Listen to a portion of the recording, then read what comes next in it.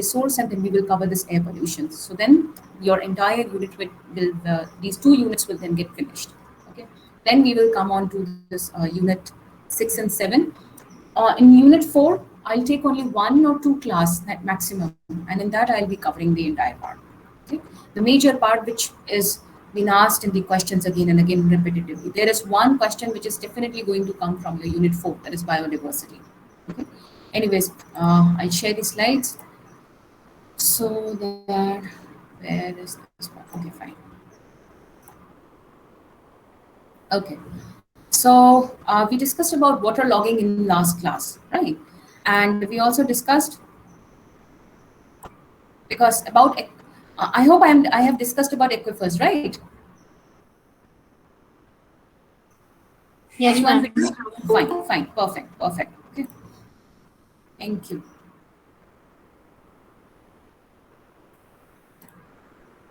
Okay, so we were discussing about water logging and the problems associated with the water logging, and we have already discussed a bit about this problem when we were discussing about the problem of salinization. Okay, and that is why the next problem is that is connected with the with your water,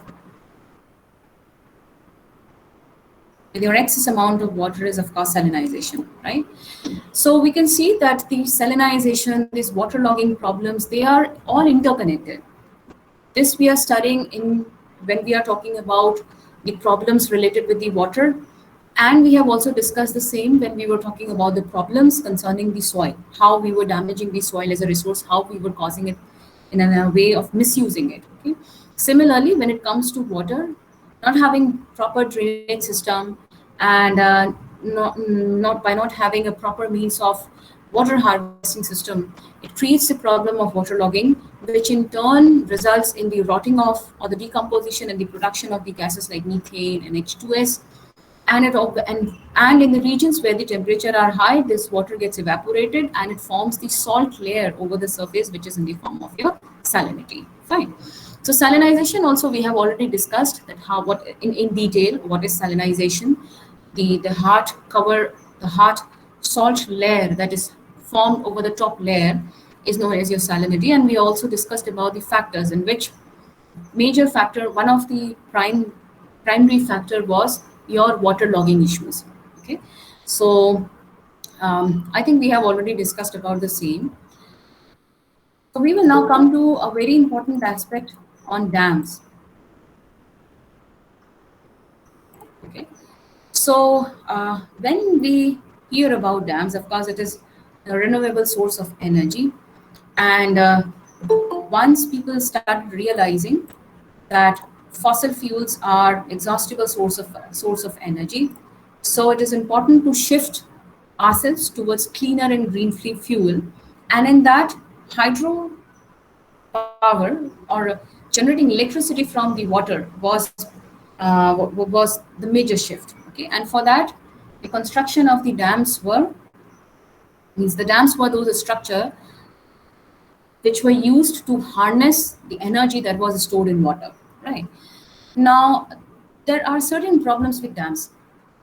Of course, it's beneficial because these dams, which are the larger dams, which are the multi-purpose dams, first and foremost thing, they produce good amount of electricity, so they reduce the dependency on coal or on fossil fuel. Second,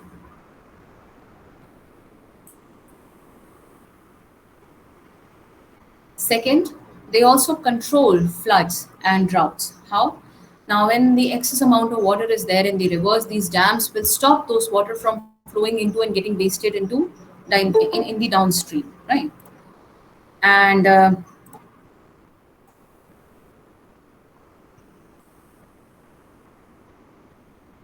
and in case of droughts, when there is not enough water in the rivers, this water which they have stored in excess when it was there available in access during the time of floods can now be released slowly and slowly, so it also handles and manages the problem of drought. Okay? So dams in that ways are very good, and because of this it has also helped in enhancing and ensuring the irrigation, sufficient amount of irrigation water to the agricultural supplies.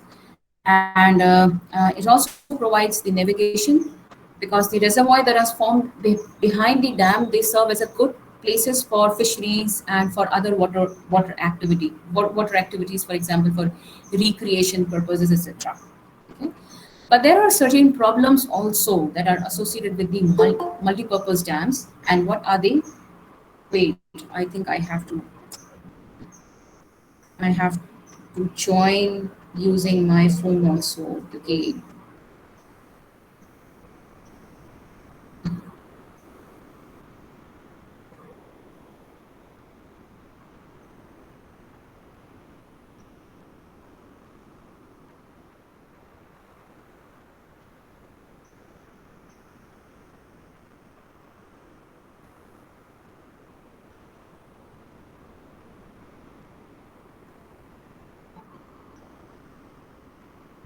Fine.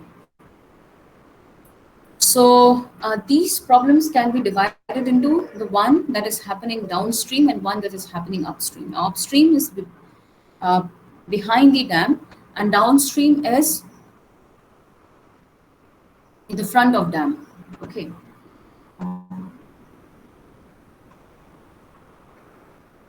Okay. Right.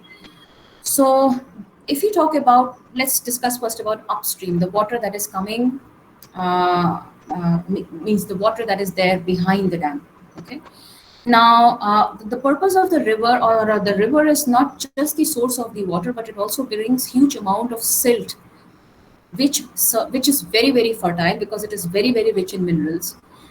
And this alluvial plain of northern India, which is so rich and it is one of the fertile grounds in the entire world, is because of this huge sediment that have been brought by rivers like Ganga, Yamuna, Ghagra, etc., which are the glacial rivers. Okay. Now, with the construction of dam, they stop this silt because once the water flow slows down or it stops, these sediments, which are heavier, they settle down at the bottom of the water body. So in order to keep these sediments moving, the water has to be in the running form. And if at all water stagnates or stops because of these barriers of the dams, those silt or the sediments, they get deposited at the bottom of the lake or the bottom of that reservoir that is behind the dam. So even when the dams are open and when the water is allowed to move, this water doesn't contain sediment. So in the downstream region, or in the regions which are ahead of the dam, for example, the agricultural lands and the other lands, they get devoid of this silt supply, as a result of which, in the long run, their agricultural fertility or the soil fertility is affected. Okay, first thing. Second thing is um, the problem of displacement.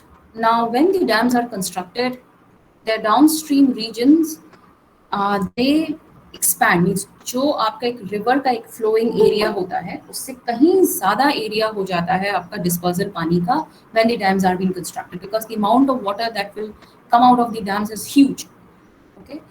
And as a result of this water overflows and it inundates all the region, huge amount of acres of region. Now, as a result of this, the villages, sometimes villages which were established very close to the river banks or the farming areas or the agricultural land and the forests that are close to these river banks, there they are also submerged, or they also get inundated in this water body. Okay? So, as a result of this, there is a loss of biodiversity, there is loss of animal life, wildlife living in those in that biodiversity. There is a loss of forest. There is also a loss of agricultural land if their lands were close to those river banks. And most importantly, because in most of the cases, beside these rivers, the villages establish themselves, and this is not that they have established some 10 or 20 years ago, hundreds and hundreds years ago. Oh,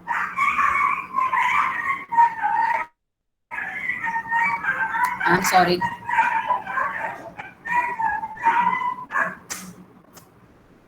Thankfully, कुछ आपसी मतभेद हो गया वहां पे शायद से.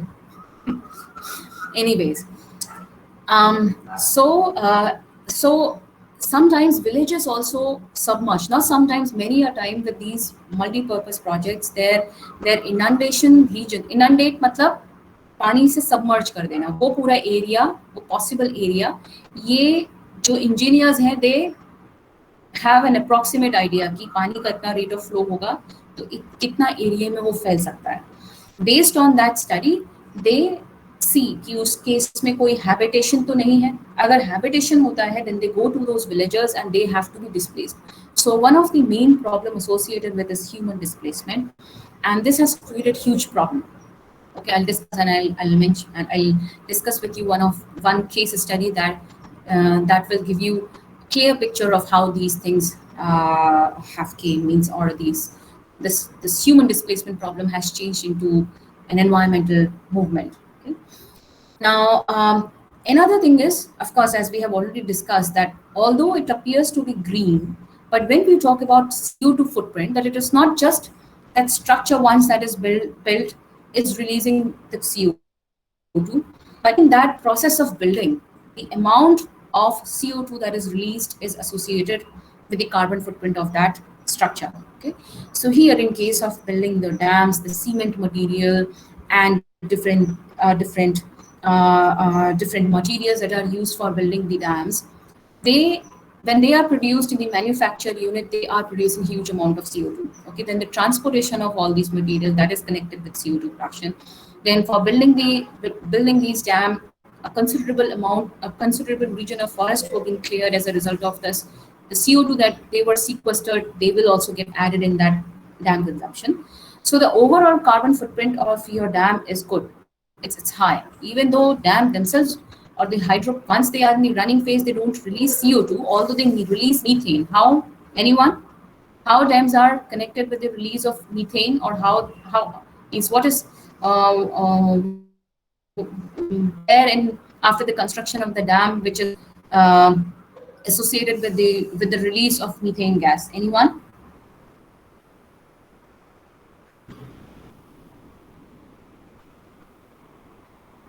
Anyone?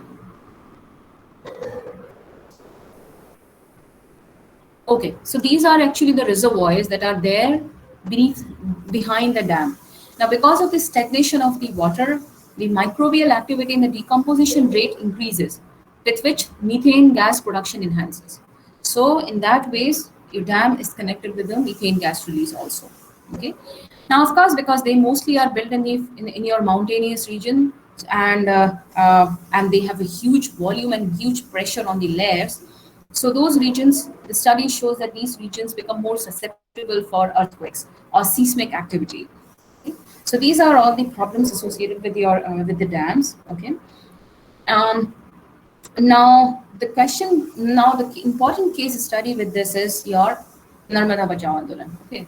So can anyone can have you heard about this Narmada Bachao Andolan? I'm sure a few of you must have heard about it before. Yes, ma'am. Fine. Anyone can tell what happened, what actually happened in Narmada Bachao Andolan?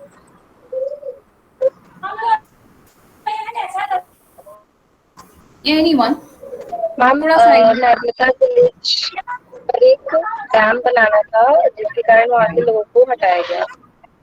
Okay, very good, very good. It was yes, Yeah, ma'am, जिसकी वजह से मतलब there was a huge loss of vegetation, और ma'am submerge हो गए थे वहाँ के एरियाज जो थे, और वहाँ के जो भी मतलब लोकल फोक थे, जो भी लोग रहते थे वहाँ पे, they have basically we can see that their life was basically completely destroyed just because of that, because their whole basically necessity was dependent on the everything that their agriculture farms, ma'am, they which got the submerged, and basically they want, and now just because of that they won't no more able to basically survive at that place, and they have to be displaced. But basically ma'am ठीक है कि उन्हें displace किया गया, but they should have provided them incentives for that, but they didn't provide them any incentives, just displace them. They have promised them, but they didn't we can say that accomplish their promises, and they have to basically face these all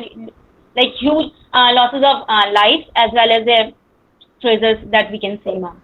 Very good, very good, very good. I think you know good deal, okay, especially the nerve and the cause, or the main cause or the main root of this movement. Okay? So Narmada Bachao Andolan began with the social restlessness, and then the focus shifted on the environmental problems that were also associated with this. That is why I said when we were discussing about the interdisciplinary aspect that environment cannot be seen as an isolated entity. Social aspects and economic aspects, they all are interconnected. Okay. So if the environment is going to affect, these two factors are also going to get affected. Okay. And if these two factors are going to affect it, we see that this is somehow related to environmental destruction as well. So here also it happened. Now, okay, before I mention about this case study, anyone has any idea about EIA, that environmental impact assessment? Anyone? Yes, ma'am. Yes, it is basically environmental regulation. Like, ma'am, it is kind of a program basically to check on that कि environment की जो भी policies हैं, उनकी implementations है, environment को मतलब preserve करने के लिए, उसको like sustainable development के लिए, sustainable environment development के लिए. So, what are the policies and how we can evaluate them and how we can basically check on that whether they are implemented in a good way or there's no implementation of these policies. Okay. Okay. Very good. Very good. Very good. Thank you, Pallavi. Yeah, Mudita, do you want to say something? Yes, ma'am. This only. It's an assessment that the policy has to pass before it is implemented or Very executed. good. Very good. Very good. Right. Right. So there is big difference between your policies, acts, and your EIA. Okay. So, of course, the EIA checks that whatever assessment that they are doing, they should follow the laws and the policies that are implemented. So policies are actually, we can say, are the boundaries with the help of which EIA is able to assess. Actually, the role of EIA is to give a green signal or a red signal to any activity that has to happen or that is associated with, say, for example, clearing of a forest or a land acquisition and so on. Okay. Let me give an example. Now, for any developmental activity, any constructive activity, or any construction, like, for example, building of an industry or building of a residential purpose, which requires a subsequent clearing or acquisition of the land, either or, say, for example, you're mining, even for the mining, etc. All these activities, which some or the other way is associated with the environment. Okay. Now, before any of them, they first need to pass this examination, which is a sort of certificate or which is a sort of assessment, which is known as your EIA assessment. Okay, so this EIA assessment has a body that comprises of people from different sections, from different expertise. They contain scientists, researchers, your geologists, the soil scientists, then the socialists, then the journalists, and the bureaucrats. All these are there to form the body. So they have three main divisions of that includes people. Okay, one is the central EIA body. This mostly comprises of the people from the government agencies. Okay, and the other two extremes. One they contain the representative who are coming up with that project, and two, and then on the another extreme, and it comprises of the people who are going to get affected by it. Okay, so this forms the entire EIA body. So what happens, say, for example, let's take an example of dam. Now, in the dam and everything that has been planned, and this project has came up. Okay, the purpose of this dam will be to create employment, and it will provide irrigation to these many states, or it will give an irrigation to these many acres of land, and this will increase the agricultural productivity to this much amount, which will affect the GDP in this much amount. A project will be created. Okay, now a team, now when they will propose, even though it's a government construction project, but then also they will have a separate division where the people will come from that division, and they will keep their positives. Okay, that this is going to come from their project. Okay, now people from the EIA body, they will go and they will check it. For example, they will take out the soil sample, they will check the seismic activity of that region, they will check the texture of the soil. That is worked by the geologist, and the environmentalists who are going along with it. They will see what is the amount of vegetation there. Is it a national park, or is there some close where a national park or something like that? Okay. Wait.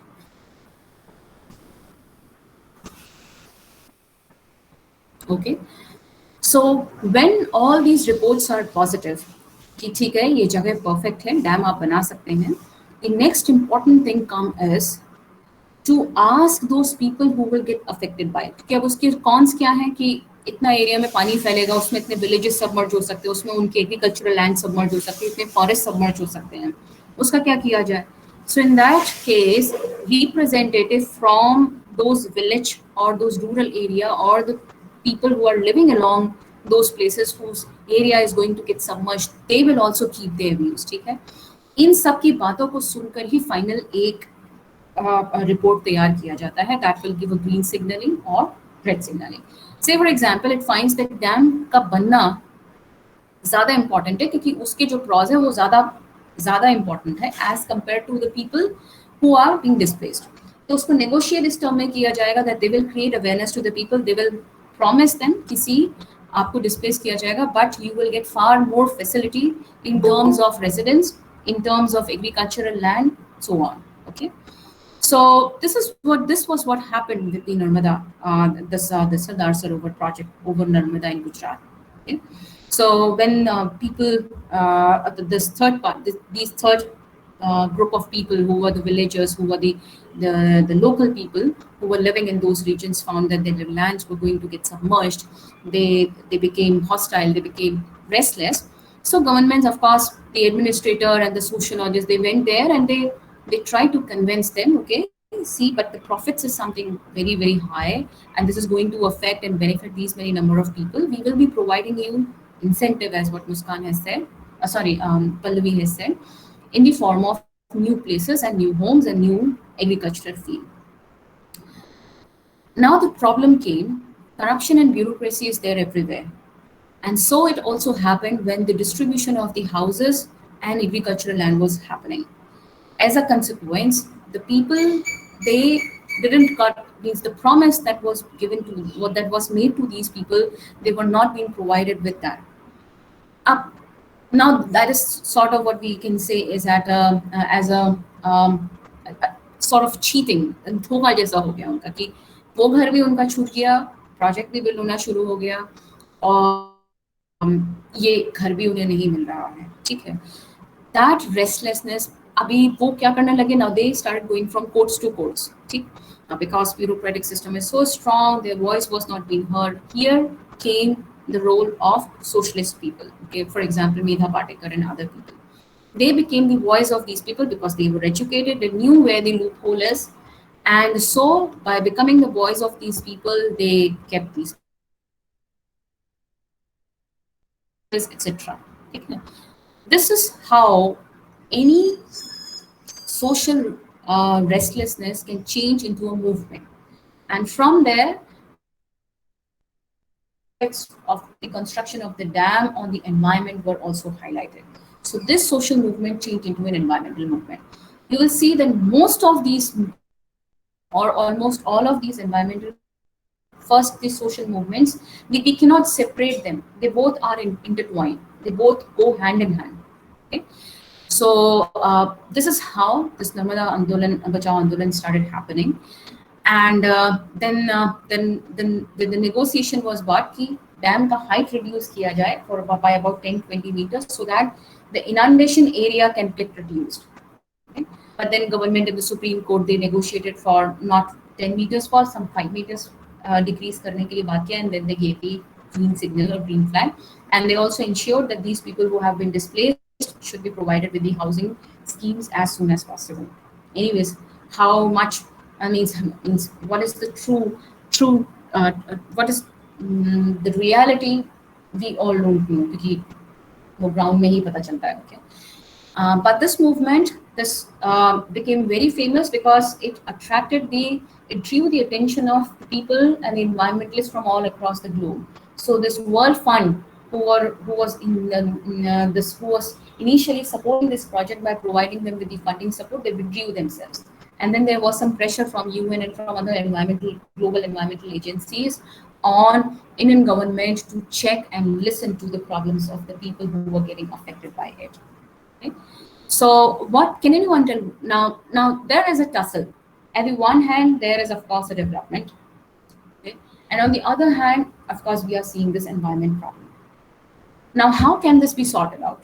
So it was later found that by creating and coming up with small projects, small dam projects, this problem or a middle way can be found, or a solution can be found. In that small projects, lesser amount of land will be destroyed, will be cleared, very less submerging of the area will happen, and this displacement issue will also not happen. So one is also happening recently in the Satinsukia district in Assam. In Arunachal. Okay, so this is a tributary of Brahmaputra, I think, and there they have came up with this big dam project. I think this NGT have probably given the green signal to it, but the tribal people, this is Dihing Patkai. I think Dihing Patkai or Dibang. I think it's Dibang, not Dihing Patkai. So the Dibang movement, you can check it on Instagram also, you can check it on Facebook also. They have this hashtag something movement. So the tribal people, they are actually have changed it into an environmental movement, and they are requesting government that they shouldn't come up with this big project. Rather, they should divide it into several small projects so that they are not affected by it. Okay? So I hope this is clear. Fine. So after discussing dams, we now come back again to our water as a resource. And drought and floods are something which are basically associated with this water. We all know what are droughts, drying up when there is very, very scanty rainfall, and floods is just opposite to it. And everything is related to our erratic rainfall distribution. And the major reason for that is goes to your climate change, again to the climate change. Okay. So I thought these are very, very small points. I mean, these are very simple points. You already know about them. You just have to go through it, okay? And you will come to know how this is. It's very simple. Okay, so just go through these slides and let me know if you face any problem. Okay. Now here, what I'll discuss is about management. How we are going to manage flood. How we are going to manage drought. Okay. So for the management of the droughts, because we have to control desertification. And the best way to manage the drought at immediate level is to store water when it is coming in the rainy season through rainwater harvesting and by building dams and by, not dams, those are check dams, or by building tanks, etc. Second, by forestation program, by afforestation and by planting more trees, because they intact and they keep the water adhere to the soil molecules, so they maintain the moisture of the soil. And third, not to go for intensive agricultural practices, which is dependent or which relies on using huge amount of or huge volume of water that spreads in field like pond. Okay, so those are all your drought management. And then to go for crop practices which needs less amount of water, mixed cropping methodology, where one crop can be grown with the another alternative crop which needs less water. Dry farming is a practice where by checking the amount of groundwater and the seasonal pattern of that region, you decide growing the crop there. Okay? So so I was reading this interesting thing when I was going in detail about this interstate river conflicts, and I came across a very, very interesting point, how people switched from the simple and a very conserved way of agricultural practices into their intensive agricultural practices. Of course, Green Revolution was that push to them. Okay, and how Green Revolution created a push by providing them with effective means of irrigation, by providing them with the hybrid varieties of crops, and with more and more use of fertilizers, which now in long run we see that this is actually declining. The promise which gave, of course it worked, but not in the long run. In the long run, we have started seeing the cons of that of this Green Revolution or the intensive agricultural practices. So it showed that how people used to grow these mota anaj, which we say that ragi, millet, sorghum, etc. And these are the crops which need very, very less amount of water. Okay? Now, because rice and wheat, of course, they were also being grown at that time, but because rice and wheat was found to be more economical in terms of they were supplying greater amount of money, people or the farmers immediately started replacing the millets, sorghum, and ragi with these crops. Now, with the rice, it needs huge amount of water followed by wheat. Okay? And because of this, the speed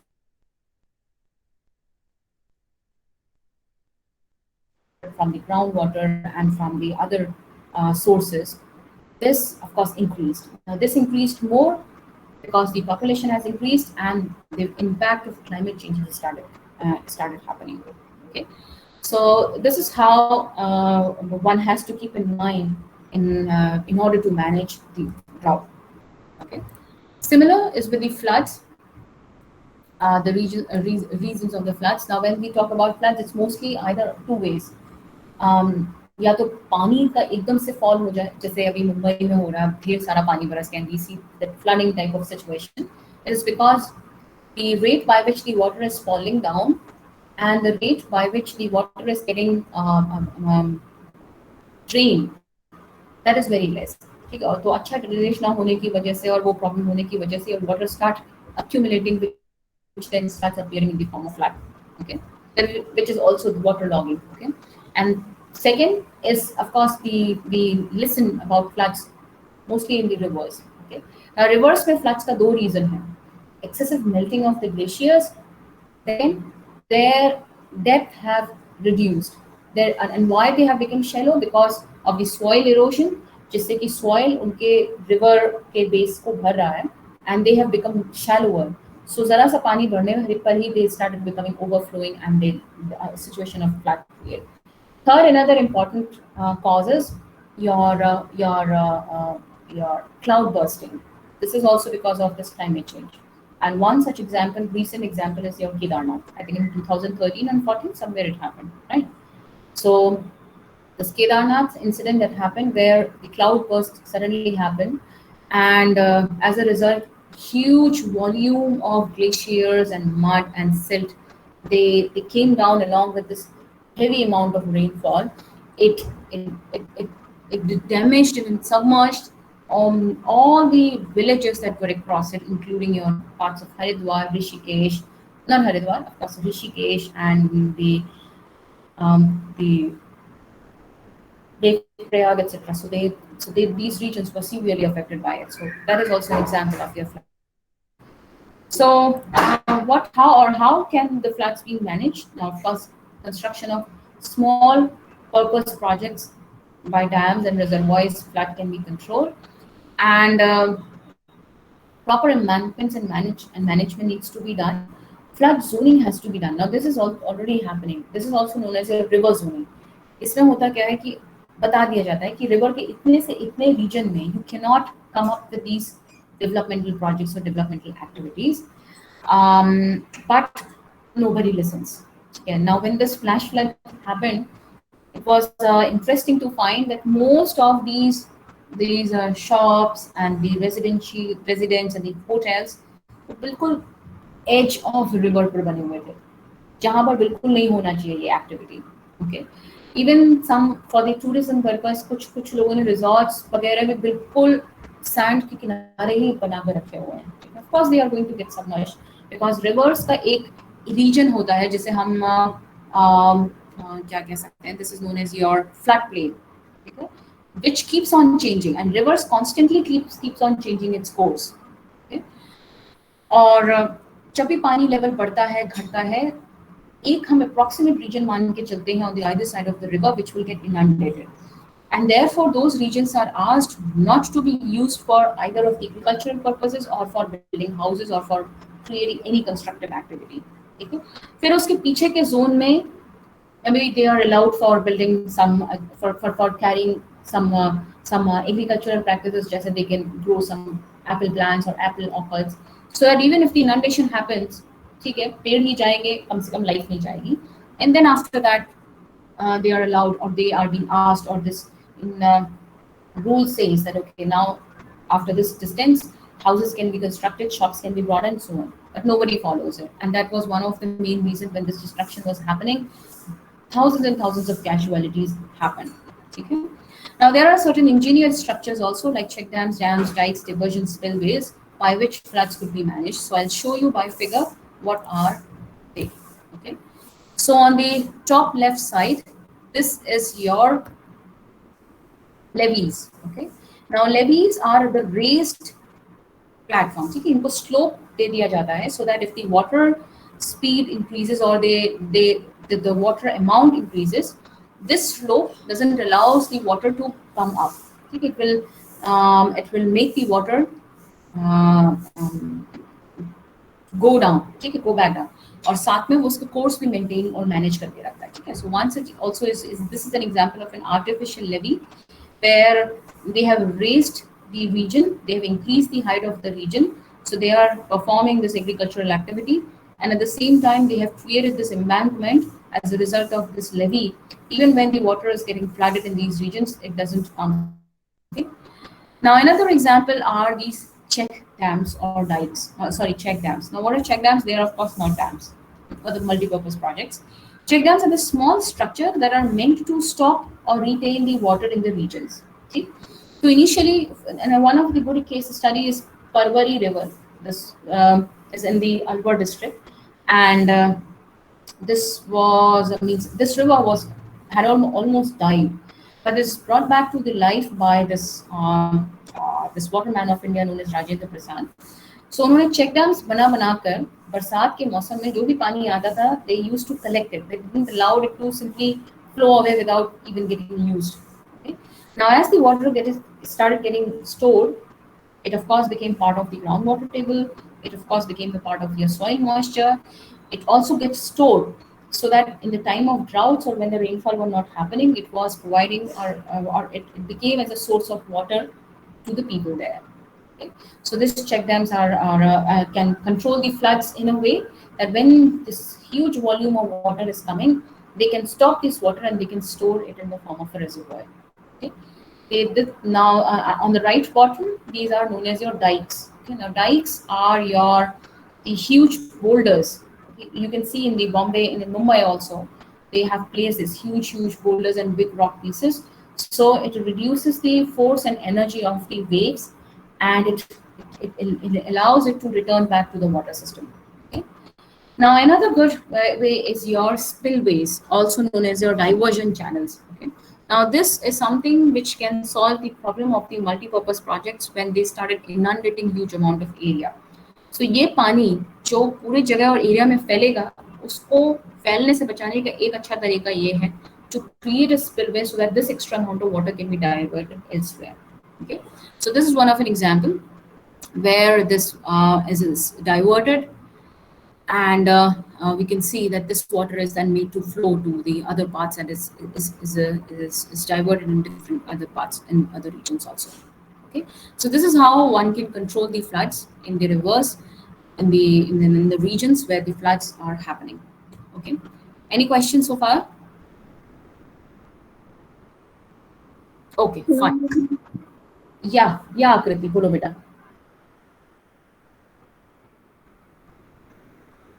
Yeah, anyone has any question? Okay, so now I quickly come on to the river conflicts. Okay, and there are international river conflicts also, interstate river conflicts also. Okay, so first we will quickly understand what are these river conflicts. I hope you must have heard about it. Abhi recently में कावेरी का conflict अभी भी चल रहा है. The states of Telangana, Tamil Nadu, and Andhra Pradesh they keep Karnataka, Telangana, and no, not Telangana. Yeah, I think Karnataka and Tamil Nadu, they keep on fighting over the issue, and the Telangana and Andhra Pradesh, they are also fighting on the another river. Okay, Kaveri one. Yeah, right. Okay. They are fighting on the Krishna project, and there are number of factors with which these conflicts are happening. Okay. They are mostly your political, historical, geographical, which I'll discuss you in coming minutes. Now, in the international river conflicts, the famous one are the India-China, the Brahmaputra river conflict, there was this project that was built by China. They were coming up with a project, a huge dam. Now, Indian government were concerned that by building this dam, of course, downstream में we have already seen what are the cons of the dam building. ठीक है, तो वो सारे cons इन्हें face करने पड़ेंगे. So this conflict is still there, that how much, that there should be a fixed amount of water, and they cannot control that amount of water by building that dam. Okay, first thing. Then second is, of course, this is not between India, this is between Ethiopia and Egypt, on river Niles, and there is one on Turkey and Iraq on Tigris River with this dam project known as your Lisu Dam. Okay, so most of all these are few examples of international river conflicts, और उनके conflict का एक ही region है. Main reason यही है, when the upstream nation had came up with this dam project. Okay, so those conflicts that are associated with the downstream issues, they came up. Okay. So the question, so now we talk about your interstate river disputes that are there in India. So this is the entire list. You can go through it. We'll discuss about what are the reasons for these river conflicts. Okay. So there are constitutional legal ambiguity, most importantly, which is also known as a conflictual federalism. Okay, the terms are appearing which bit political or which bit tough, but they are very simple. Okay, I'll make you understand. Now, federalism is a type of a governance in which each state are given freedom to create their own constitution, but of course under the shade of the national government. Means कि वो अपना individual एक constitution तैयार करेंगे, and if at all they have to report, they are not liable to report it to some other state या उनके साथ में वो मसला नहीं करेंगे. They will directly report it to the highest authority. Okay. Now in India, there is not complete federalism. Federalism नहीं है completely. ठीक है. Now this system is there in US. Democracy है, but वहाँ पर हर state का अपनी constitutional right है, which is separate, which is quite sometimes very different. इतना डिफरेंस है कि किसी में ड्रग को लीगल किया गया, किसी स्टेट में ड्रग को लीगल नहीं किया गया, किसी स्टेट में आपके कसिनोज एंड दिस क्या कहते हैं हम उसे, this business of poker etcetera कहीं पर लीगल है, दूसरे स्टेट्स में वो लीगल नहीं है. So they have this much huge variation. कहीं पर उनके एलजीबीटीज को है ना rights हैं, कहीं पर LGBTs को right नहीं है. So even though they are part of same nation, but each state has the jurisdiction to create their own constitution, right? Now in India, this is quite confusing. ठीक, एक तरफ central government अपने सारे states पर एक holding रखता है, और वो ये states को बोलता है कि before you are taking any decision or anything that you have decided has to be taken in compliance with the central government. On the other hand, it also says that each state has a right to decide on how to use the resources and how not to use these resources. Now, because of that, states जो उसका benefit ले सकती हैं, there they take advantage of this thing that because India or Indian Constitution give them rights to create those laws where they can take their decision, so they are taking it.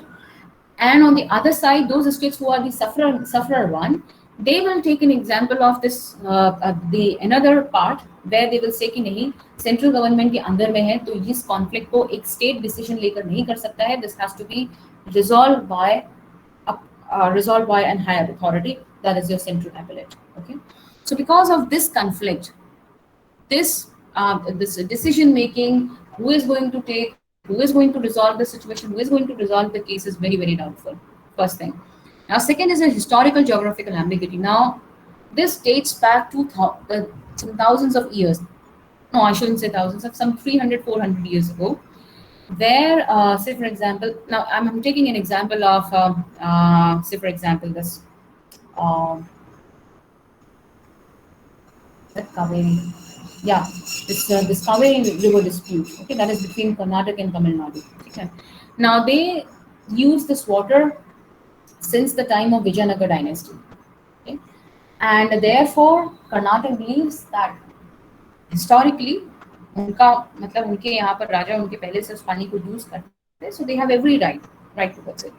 Moreover, boundaries हमारे मतलब country में, they are rather than geographical, they are more of cultural boundaries. ठीक है कि depending upon what type of culture people are following, these random boundaries have been created, and this was created by the Britishers when India was getting independence. Before that, this clarity was came into existence. ठीक है, अभी geographically states को divide ना करने की वजह से हुआ क्या कि because of that there were the rivers which were flowing through 3, 4, 5 states together. उससे ये conflicts और easy हो गए. Okay, and third is your institutional ambiguity, which comprises of your laws and policies and the delay in handling these situations. ठीक है, क्योंकि इसमें diplomacy आ जाती है. Now central government has a vote bank in both the states. अभी उसको समझ में नहीं आता कि मैं किस स्टेट की तरफ से बोलूँ. जिसकी तरफ से ही नहीं बोलूँगा, their vote bank, there are likely chances that the people in that state will get affected. Now, of course, there is a tussle between both these states. So this, instead of becoming or realizing realizing the movement with the part of with the point of aspect that this is a river water and then they need to solve this issue, it has become more of an ego thing. Why should I give up? Why should I give up? Okay, and this is associated with state integrity. People have started associating themselves with the state integrity. ठीक है, तो वहाँ पे politicians के ऊपर में अलग pressure कि अगर वो इस चीज से कुछ समझौता करते हैं, they try to negotiate with it, so the people there ego might get hurt and why their states have been down. Okay, and so and so. So there are these three concepts of Harman, history and Hobbes. Now Harman concept कहता है कि in terms of rainwater, it will say जिसके छत पर पानी गिरेगा वो पानी उसका है. ठीक है. Now with that concept, those states which serves as an origin for that river, they claim that they actually are the owner for that river or the river. Okay, they claim their ownership over the river. ठीक, or the dominance over the river. ठीक है. Now history, as per the history, it says that because historically rulers have used that water and they were the one who have created the system of irrigation. For example, in case of this Kaveri conflict, Karnataka claims with the Harman philosophy कि जिसके पानी भाई हमारे यहाँ river का source of origin है, तो I'll be claiming it. On the other basis, the history basis पे Tamil Nadu says हमारे यहाँ चोल डायनेस्टी और रूलर्स ने वो इरिगेशन सिस्टम डेवलप किए, उन्होंने कि प्रॉपर तरीके से उसको एग्रीकल्चरल पर्पसेस के लिए अवेलेबल किया. सो आपके यहाँ तो वो सिस्टम डेवलप ही नहीं था, हमारे यहाँ वो सिस्टम डेवलप था. We actually provided you with the technique, means our ancestor provided us with the technique to use this water in a very good way. So हमारा इस पे पूरा हक बनता है. Okay, now Hobbes says the diplomacy. ठीक, कि आपस में सुलझाओ और the central government will then say नहीं पूरी तरीके से आप आपस में नहीं सुलझा सकते, and all these conflicts are there. Okay, so if we talk about the history in terms of the chronology in terms of how it means how to resolve this, how government started coming into action. So in 1956, this interstate river water dispute, which is also said to be as IRWD, was created. Okay, now इसके बनने के बाद में यहाँ पर this thing came कि क्या क्या डिसीजंस और रूल्स हैं जो स्टेट बना सकती है और कौन कौन से डिसीजंस जो सेंट्रल को लेना होगा. ठीक है, and this was came by changing making an amendments in article 262. Right, but of course conflicts तो सॉल्व होने का कहीं नाम नहीं ले रहे थे. सो इन 2002 an amendment came which said कि now seeing that states cannot resolve it and there is no sign of any samjhautagiri, so they told those states कि ठीक है, now their actions or their slight amendment will happen कि जब states को negotiate नहीं कर पा रहा और नहीं कोई solution निकल रहा है, this will be taken up by the Supreme Court or maybe the appellate authority. Okay, now in 2017 again amendments were happened, and the latest and the recent amendment came in the form of this 2019 bill, which was introduced in Lok Sabha in July 25, 2019 by Minister of Jal Shakti, Mr. Gajendra Singh Shekhawat, and it said इनके cases को जल्द से जल्द सुलझाने के लिए जैसे हमने NGT का कंस्ट्रक्शन किया है फॉर एनवायरमेंटल केसेस, उसी तरीके से सेपरेट ट्रिब्यूनल का कंस्ट्रक्शन किया जाएगा for handling river water disputes and like NGT they will also have to solve and resolve and come up with the solution to these problems in 6 months to an year of time. Third, जो भी इनके rules बनेंगे वो states को follow करना पड़ेगा, वो उनके लिए ऑब्लिगेटरी होगा फॉलो कर पाना, ठीक है। तो अभी ऐसा हुआ कि कुछ इन्होंने अमाउंट ऑफ वाटर का डिस्ट्रीब्यूशन किया कि Tamil Nadu should get this tons of water and Karnataka has to release this ton of water, ठीक है। उसमें हुआ क्या कि उस सीजन में तमिलनाडु को उतना पानी नहीं मिला, so then they again went into the complaint.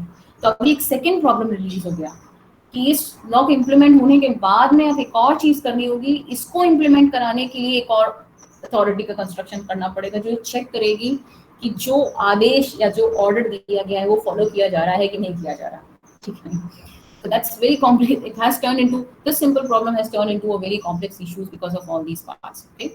Of course, this also included the construction of DRC, that is a dispute resolution committee, जो पहले तो समझौता कराएगी, जब वो नहीं होगा, then of course they will be filed in the form of petition or in the form of the case in the tribunals, which then be solved. So this tribunal have came up with 2 to 3 cases जो उन्होंने solve किया है अभी, and I send you all the details, ठीक है। वो आपको matter जो है वो पूरा उसमें आपको मिल जाएगा, ठीक है। The important aspect was to understand the concept of why these river conflicts were happening, because अभी आपके क्वेश्चन की जो पैटर्न है, they won't ask what is river conflict. They will directly ask you, citing an example and giving a case study of any one of the river conflicts.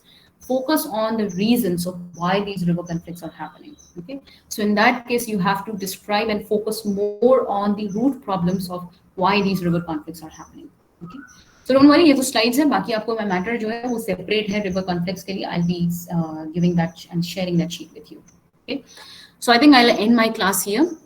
So यहाँ पर हमने water resource के बारे में लगभग सारी बात खत्म कर लिया है. We will now will go on water pollution. Okay, the next class and we will finish it.